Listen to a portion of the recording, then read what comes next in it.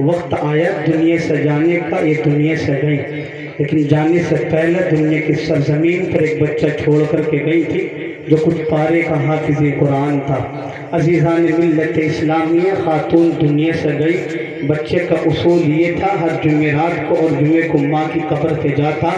کچھ قرآن مقدس کی صورتیں پڑھ کر کے رو رو کر کے خدا کی بارگاہ میں دعا کرتا، یا اللہ میری ماں کو قبر کے عذاب سے بچا لینا، یا اللہ میری ماں کو قبر میں سکون دے دینا، یا اللہ میری ماں کو قبر میں جنتی لباس جنتی بچھونا دے دینا، یا اللہ میری ماں کو قبر کی وحشت سے بچا لینا۔ عزیزان ملت اسلامیہ، بہت تیزی کے ساتھ آج میری گفتگو سماعت کر لیں، تھوڑی دیر کے لیے میری طرف ذہن رکھ لیں۔ میں آپ کی بستی کا رہنے والا ہوں لیکن پھر بھی ذہن قریب رکھ لیں۔ وہ بچہ تھا جس کے سینے میں کچھ پارے قرآن کے محفوظ تھے، ماحول تھا جمعرات کو جمعے کو ماں کی قبر پہ جاتا تھا، کچھ پڑھنے کے بعد رو رو کر کے خدا کی بارگاہ میں دعا کرتا تھا، یا اللہ میری ماں کو قبر کے عذاب سے بچانا، یا اللہ میری ماں کو قبر میں جنتی لباس جنتی بچھونا دینا،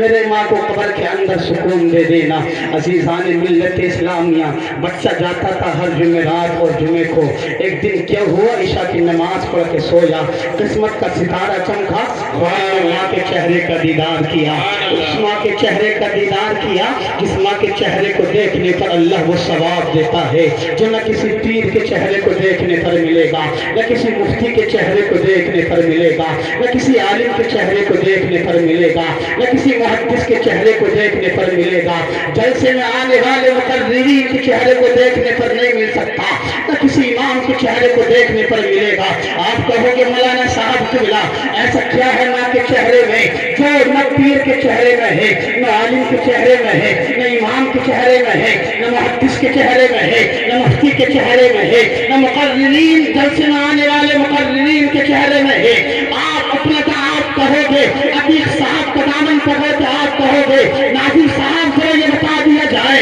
ایسا کیا ہے ماں کے چہرے کو دیکھنے پر جو نہ پیر کے چہرے کو دیکھنے پر ملے گا، نہ امام کے چہرے کو دیکھنے پر ملے گا، نہ عالم کے چہرے کو دیکھنے پر ملے گا، نہ محدث کے چہرے کو دیکھنے پر ملے گا، نہ مفتی کے چہرے کو دیکھنے پر ملے گا۔ عتیق صاحب قبلہ آج تو اپنی زبان میں کہیں گے، اپنی ماں کے چہرے کا دیدار کر، اپنے باپ کے چہرے کا دیدار کر، اللہ تجھ کو گھر لاتے حج مقبول کا ثواب۔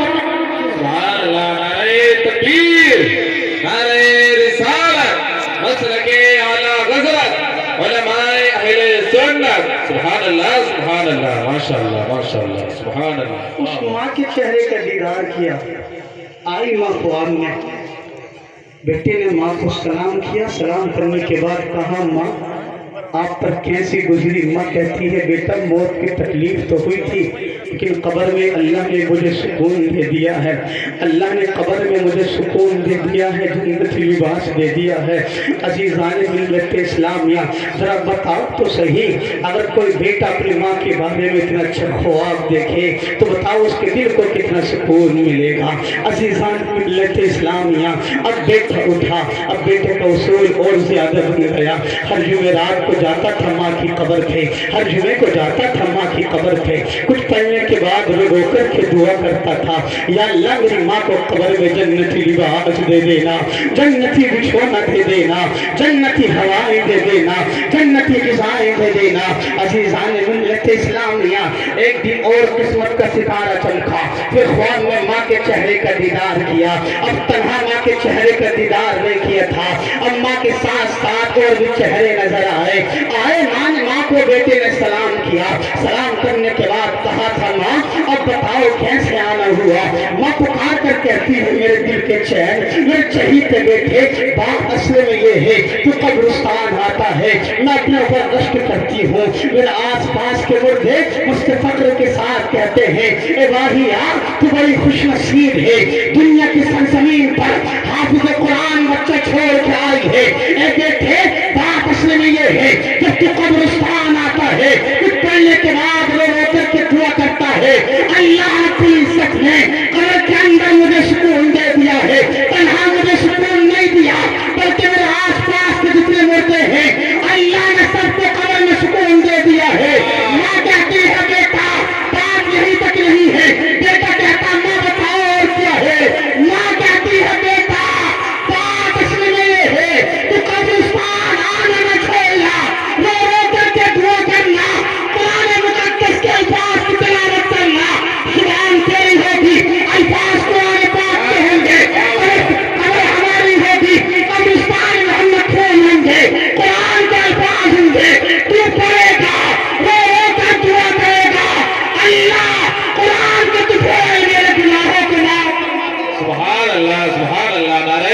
تکبیر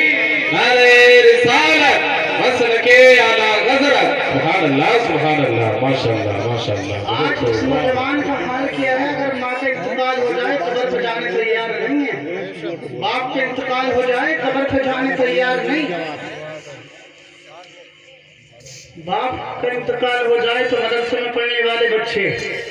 ماں کا انتقال ہو تو مدرسے میں پڑھنے والے بچے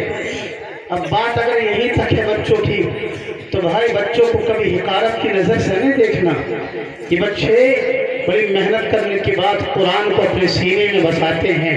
اور بات یہی تک نہیں ہے ان بچوں کو کبھی حقیر مت سمجھنا بلکہ بچے تو وہ ہوا کرتے ہیں اگر تجھ پر پریشانی آ جائے تو کہیں نہ جانا اگر تجھ پر بیماری آ جائے تو کہیں نہ جانا بلکہ اپنے گاؤں کے مدرسے میں جانا جانے کے بعد دو بچے اٹھانا اور اپنے گھر لے جانا اور ان کے لیے کھانے کا انتظام کرنا جب کھانے کا انتظام تو کرے گا دسترخوان بچھایا جائے گا مدرسے میں پڑھنے والے بچے دسترخوان پر بیٹھ کر کھانا تناول فرمائیں گے ابھی کھانا حلق سے نیچے بعد میں جائے گا اللہ تعالیٰ تیری پریشانی کو دور فرمائے گا اس لیے میں کہنا چاہتا ہوں آپ سے عالم پور میں رہنے والوں آس پاس جلسے میں آنے والوں مدرسہ کہیں کبھی ہو عالم پور کا ہو منصور پور کا ہو شہباز پور کا ہو مراد پور کا ہو نوری کا ہو پٹرالی کا ہو سنبل میں کہاں جہاں کبھی مدرسے ہیں کسی بچے کو حقیر مت سمجھنا بلکہ یہ سمجھ لینا یہ بچے وہ ہیں جنہوں نے اپنے سینے میں قرآن کو محفوظ کر لیا ہے ایسا قرآن محفوظ کیا جس کا دیکھنا عبادت سننا عبادت سننا عبادت گھر میں رکھنا عبادت اگر قرآن پاک پڑھنے والے بچوں کو پہنا دکھاؤ گے کپڑا خرید کر دو گے کھانا کھلاؤ گے اللہ تمہاری پریشانی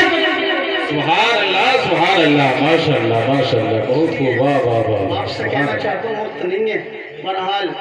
ہمارے مدرسے کے اساتذہ ہیں اللہ ان کی عمر میں برکت عطا فرمائے ہمارے مدرسے میں پڑھنے والے طالب علم ہیں اللہ انہیں اور زیادہ علم نافع عطا فرمائے آپ سے گزارش ہے اپنے بچوں کو حافظ قرآن بناؤ ڈاکٹر بھی بناؤ انجینئر بھی بناؤ پروفیسر بھی بناؤ جو چاہو وہ بناؤ لیکن حافظ قرآن ساتھ میں بھی بنا لو اس لیے کہ جب تم مر جاؤ گے تو تمہاری قبر پر ڈاکٹر بعد میں جائے گا حافظ قرآن پہلا جائے گا حافظ قرآن بناؤ عالم دین بناؤ اللہ کرے آپ سب کو سلامت رکھے اللہ آپ سب کو مرنے سے پہلے حضور کے روزے کا دیدار نصیب فرمائے وآخر دعوانا الحمدللہ رب العالمین